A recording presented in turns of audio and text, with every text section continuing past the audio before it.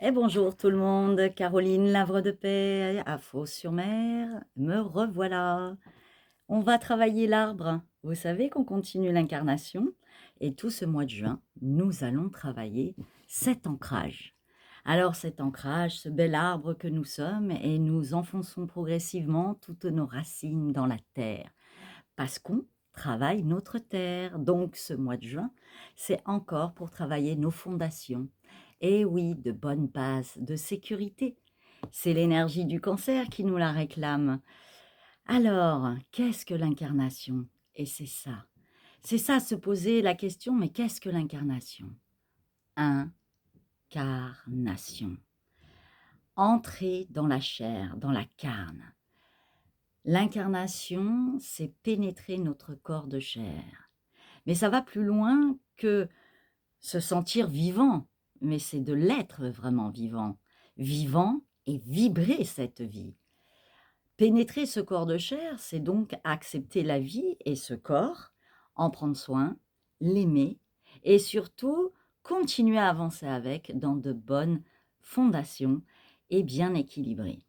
Alors, dans la Bible, dans la Torah, dans le Béréchit, qu'on appelle la Genèse, il est noté au moment de la création, tout au début, au 6e jour, quand Dieu va créer l'homme, il est dit « Faisons, créons l'homme à notre image, à notre ressemblance ».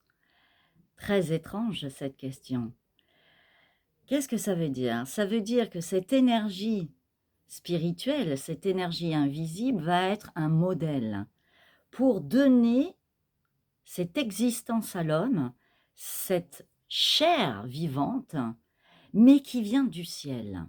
Alors faisons l'homme à notre image, à notre ressemblance, et il est dit derrière, et l'homme dominera le reste de la création, les oiseaux dans l'air, les poissons dans l'eau, etc. Ce 6e jour si particulier vient noter notre 6e sens, ce discernement, cet intuitif, cette guidance. Ce qui veut dire qu'au fur et à mesure que nous nous incarnons, nous sommes toujours reliés et nous avons toujours cette alliance, ce lien avec le ciel qui nous a créés. Car nous sommes sa ressemblance et nous devons continuer à la maintenir et à la révéler. Et bien sûr, je dirais à continuer à créer cette création puisque nous sommes responsables. Il est bien dit, nous dominerons sur les oiseaux dans l'air, les poissons dans l'eau. Donc nous sommes responsables de la terre, nous sommes responsables de notre création, nous sommes responsables de ce corps de chair, mais nous avons toujours ce lien avec l'invisible. Mais ce lien avec l'invisible, donc avec notre esprit, avec notre cerveau, ça ne veut pas dire que nous fonctionnons qu'avec le cerveau et le mental. Ça veut bien nous préciser qu'il y a une partie très active, très concrète, très cartésienne de cette réalité mentale qui nous sert pour continuer à créer le monde et à vivre, mais qu'il y a une part qui est de cet esprit invisible qu'on appelle l'Esprit Saint, cette guidance, cette énergie des Elohim, puisque c'est Elohim qui dit « nous allons, faisons l'homme à notre image, à notre ressemblance ». Alors, qu'est-ce que ça veut dire? Ça veut dire que nous sommes responsables de ce monde, de cette création et de tout le vivant. Alors pourquoi détruisons tout ceci? Parce que détruire tout ceci, c'est nous détruire nous-mêmes. C'est par amour qu'il nous a créés, qu'il nous a offert la création et nous en a donné la responsabilité. Quelle confiance il a en nous, quel amour il a en nous, de nous offrir cette terre, toute cette création, et de nous offrir la multiplicité, de se multiplier, et de la responsabilité du vivant. Donc, c'est qu'il sait que nous avons ce potentiel à accomplir.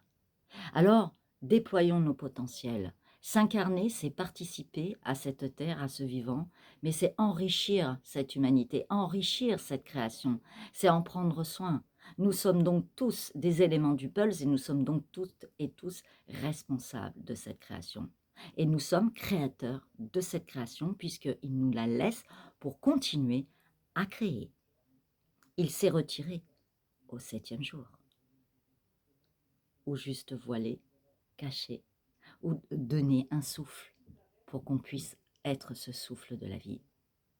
Alors vivre en vérité, c'est vivre avec cet amour en soi et relié avec cet amour, c'est être dans cette authenticité d'incarnation, d'incarner cette vie et cette responsabilité, c'est exprimer aussi qui nous sommes et de créer cette fréquence d'harmonie qui était du point de départ. C'est poser au quotidien une harmonie constante pour alimenter la création et donc l'amour de la vie. Alors je vous dirais que le banal du quotidien est aussi important que des grandes choses que nous allons créer extraordinaires. Car nous sommes extraordinaires même dans le quotidien. Oui. Cet ancrage, cette incarnation, nous demande de construire un avenir constant. Donc cette création, nous sommes constants dans l'avenir. Nous sommes dans ce présent et en même temps dans ce futur à chaque instant. Être actif dans l'incarnation, c'est accepter d'incarner cette responsabilité, mais d'être cette âme qui sait et qui se laisse guider et qui va montrer qu'elle accueille tous ses potentiels pour continuer à donner la vie. Alors être la vie et s'incarner, c'est aussi accepter autant de ce qu'on nous a donné, donc de recevoir, autant nous devrons donner aussi. Donner la vie, donner de l'amour, donner de l'importance à autrui, tendre une main, un regard. Cette responsabilité de créer, on a dit, le Verbe s'est fait chair. Est-ce Dieu qui s'est fait chair dans le corps humain? Est-ce les Elohim? Est-ce le Verbe qui crée? Et que par chaque instant, quand nous parlons, nous créons une dimension de création. Donc, qui nous sommes avant même cette création? Nous sommes ce Verbe qui exprime ces énergies venues divines sous forme d'âme qui s'incarne dans ce corps de chair. Sommes-nous tous et toutes cet alphabet qui se promène et qui devient chair? Rentrer dans la chair, c'est rentrer dans le concret, c'est être sa vie et être cette vie présente en conscience. Car le Verbe s'est fait chair sous-entend qu'une conscience, lumière, peut-être une conscience d'énergie puissante de création,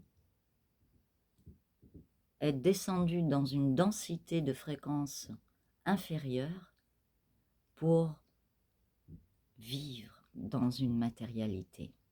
Donc s'incarner, c'est aussi prendre conscience que la matérialité et ce monde réel est aussi important que le ciel. Alors, ça reprend tous les enseignements initiatiques, que ce qui est en haut est en bas, et vice-versa, mais aussi important la spiritualité que la matérialité. Incarner, c'est se densifier dans un temps et un espace. Donc s'incarner, c'est être responsable de son temps. Oui, et ce temps est important, ce temps qui nous est donné dans cette vie d'incarnation, et un espace, un lieu, une matière, une densité, et donc ce corps de chair aussi. Donc ce grand engagement est un réel contrat d'âme. C'est presque un mariage céleste, divin, terrestre. Nous épousons notre condition humaine. Je vous dirais que dans le mois de juin, nous devons prendre conscience de cette incarnation et de cet ancrage, de cette prise de conscience de qui nous sommes dans ce corps de chair et cette terre, en prendre soin, mais que ce n'est pas un danger. Beaucoup d'êtres se retrouvent perdus et ont une nostalgie d'un autre monde, d'une autre vie, et ça c'est l'effet de l'âme qui a du mal à s'intégrer, à s'incarner, et qui peut-être a du mal à se positionner dans ce monde et prendre sa juste place, et vivre, accepter la vie, c'est prendre chair. Et si on prend chair, on ne prend pas l'air. Ça veut dire on ne repart pas. En tout cas, pas tout de suite. OK? Donc, Prendre chair, c'est s'ancrer et se révéler, se découvrir dans ce monde, dans cette dimension de notre être vivant. C'est accepter, c'est s'autoriser à donner, à recevoir, à vivre, à être ce verbe qui crée, mais c'est aussi s'autoriser à exister, à se sécuriser, à construire de bonnes fondations. J'ai le droit de vivre. Alors, ne pas s'excuser de vivre, d'exister, ne pas s'effacer toujours. C'est aussi prendre ce chemin de guérison pour s'enlever certaines croyances, blessures du passé et se révéler le plus léger possible. C'est prendre ce chemin de la vie, d'incarnation, c'est réhabiliter son corps, c'est accepter cet habit, c'est en prendre soin, c'est entretenir cette terre, et cette terre, pas que cette terre-là, c'est votre propre terre intérieure, votre esprit, votre mental, prendre soin de faire une introspection, d'aller visiter votre intériorité, vos mécanismes.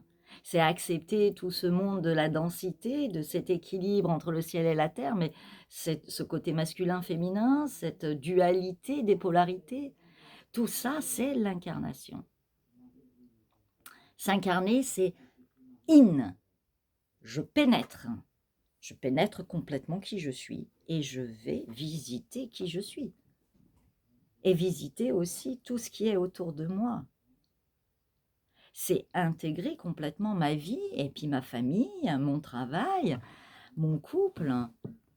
C'est être vraiment dans cette chair, dans cette carne. Je suis bien là, je suis bien vivant. Je ne m'oublie pas. Je suis bien là. Ce verbe création vient nous dire qu'à chaque moment que vous parlez, vous créez quelque chose d'invisible et de visible. Vous vous engagez, vous vous responsabilisez, vous faites des choix.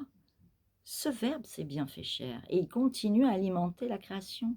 Donc vous-même, vous faites des choix pour avancer et construire cette création. Alors, ne vous manquez plus et prenez place. Et dites-vous que nous sommes tous et toutes importants et nous sommes une pièce du puzzle de tout ce monde et de toute cette création et de tout ce plan divin. Et faire des choix et s'incarner, c'est vivre la vie telle qu'elle est. Et vous savez ce qui rythme la vie sur Terre et ce qu'on peut remarquer, c'est qu'il y a continuellement le manque. L'être humain court après le temps, mais court après la possession. Il est toujours en demande et en recherche. Il est toujours en manque de quelque chose. Il n'a jamais assez. Mais qu'est-ce qu'il va chercher? Il va chercher quoi? Le pouvoir sur la matière, le pouvoir sur l'autre, posséder les terres, posséder l'argent. Il est toujours en manque. Et en même temps, c'est ce qui le fait avancer. C'est comme un moteur. Ce manque rythme la vie et la création. Mais qu'est-ce qui manque à la vie et à la création? Si ce manque a été construit et créé pour que l'homme continue à être un moteur de création, c'est peut-être qu'il court après autre chose que tout ce que je viens de vous faire comme liste. Peut-être qu'il court après quelque chose qu'il n'a pas trouvé en lui. Alors il court vers l'extérieur. Et à un moment donné, quand il n'y a plus ce manque peut-être d'une présence, peut-être d'un amour, peut-être d'une sérénité, peut-être d'un lien, d'une énergie, peut-être de retrouver une connexion à l'intérieur de lui, dans son cœur, peut-être ce côté divin en lui, et cette connexion avec la conscience du Créateur. À vous de réfléchir, tout ceci reprend des grandes données, et à vous de comprendre que ce mois de juin, c'est aussi ça. Car au mois de juillet, la surprise, c'est que vous allez pouvoir poser tout ceci sur Terre, dans votre corps de chair, dans votre incarnation, et pouvoir enfin prendre votre place et rayonner pour l'humanité. Merci d'exister. Je vous aime. À bientôt et bon courage.